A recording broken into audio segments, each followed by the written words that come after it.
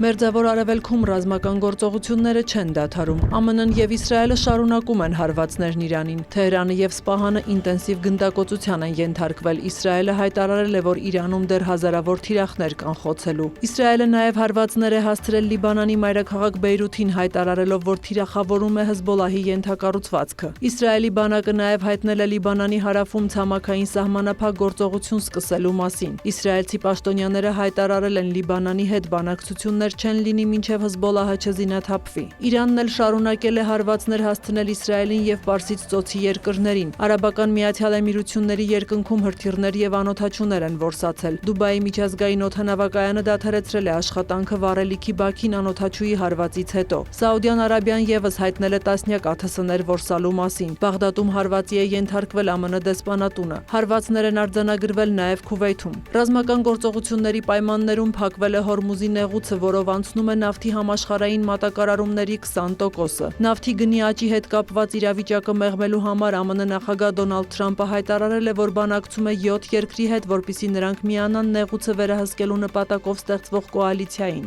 Նրա խոսքով ՆԱՏՕ-ի ապագայի համար շատ վատ կլինի, եթե դաշնակիցները չօգնեն այդ հարցում։ Ճապոնիան արդեն հրաժարվել է այս առաքելությունից։ Թրամփը նաև Չինաստանից է օգնություն ակնկալում նեղուցի անվտանգության ապահովման հարցում։ Նա չի բացառել, որ կարող է հետաձգել Չինաստան կայանալիք այցը, եթե Պեկինը չհամաձայնի օգնել։ Ֆրանսիայի նախագահ Էմանուել Մակրոնն էլ Իրանի նախագահ Մասուդ Փեզեշկյանի հետ զրույցում կոչ է արել անհապաղ դադարեցնել հարձակումները տարածաշրջանի երկրների դեմ եւ վերականգնել նավարկությունը Հորմուզի նեղուցով։ Մարտի 15-ին էներգետիկայի միջազգային գործակալությունն Ասիայի եւ Օվկիանիայի իր անդամ երկրներին հրահանգել է անմիջապես բաց թողնել նավթի ռազմավարական պաշարները։ Ամերիկայի եւ Եվրոպայի երկրներն իրենց պահուստներից նավթ բաց կթողնեն մարտի վերջին։ Ինչ վերաբերում է բանակցությունների հեռանկարին, Թրամփը հայտարարել է, որ Իրանի հետ շփումներ կան, բայց իր կարծիքով Թեհրանը դեռ պատրաստ չէ։ Իր հերթին Իրանի արտգործնախարար Աբբաս Արաղչին հայտարարել է, որ Թեհրանը պատերազմի ընթացքում երբեք հրադադար չի խնդրել եւ ԱՄՆ-ի հետ բանակցությունների չի ձգտել։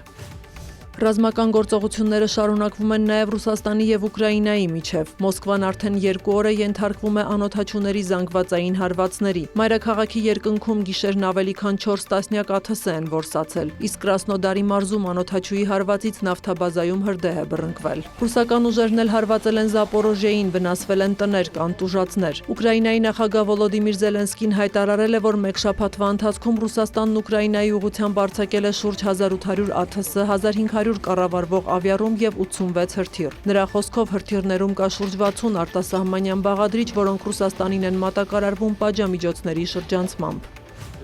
Լեհաստանի վարչապետ Դոնալդ Տուսկը հայտարարել է, որ Եվրամիությունից երկրի դուրս գալու Փոլեքսիթի իրական վտանգ կա, քանի որ դրա օգտին են հանդես գալիս նախագահ Կարոլ Նավրոցկին եւ խորհրդարանական մի շարք կուսակցություններ։ Տուսկի խոսքով նման սցենարը Լեհաստանի համար աղետալի կլինի եւ ինքն ամեն բան կանի նրանց կանգնեցնելու համար։ Նա հավելել է, որ որոշ ուժեր ցանկանում են ոչնչացնել Եվրամիությունը։ Տուսկն այդ շարքում նշել է Ռուսաստանը, Ամերիկան կրկին հզոր դարձնել շարժումը եւ եվրոպական աճ ղեկավարներին, որոնց նրա խոսքով գլխավորում է Հունգարիայի վարչապետ Վիկտոր Օրբանը։ Ղազախստանում կայացած հանրաքվեի նախնական արդյունքներով քվեարկածների 87%-ից ավելին կողմ է արտահայտվել նոր սահմանադրության նախագծին։ Հանրաքվեին մասնակցությունը կազմել է 73%։ Նոր սահմանադրության նախագիծը մշակվել է Ղազախստանի նախագահ Կասիմ-Ժոմարտ Տոկաևի նախաձեռնությամբ։ Փաստաթղթում առաջարկվում է երկպալատ խորհրդարանը փոխարինել 145 падգամավորից բաղկացած միապալատ խորհրդարանով, ինչպես նաև ամրապնդել նախագահի իշխանությունը։ Ըստ նոր սահմանադրության նախագահն իրավունք կունենա միանձնյա նշանակել գլխավոր դատախազին, սահմանադրական եւ գերագույն դատարանների նախագահներին, ազգային բանկի նախագահին եւ ազգային անվտանգության կոմիտեի ղեկավարին։ Բացի այդ, նախատեսվում է ստեղծել փոխնախագահի պաշտոն, որը նույնպես կնշանակվի նախագահի կողմից միապալատ խորհրդարանի համաձայնությամբ։ Սյուզաննա Չրաղյան, լուրեր։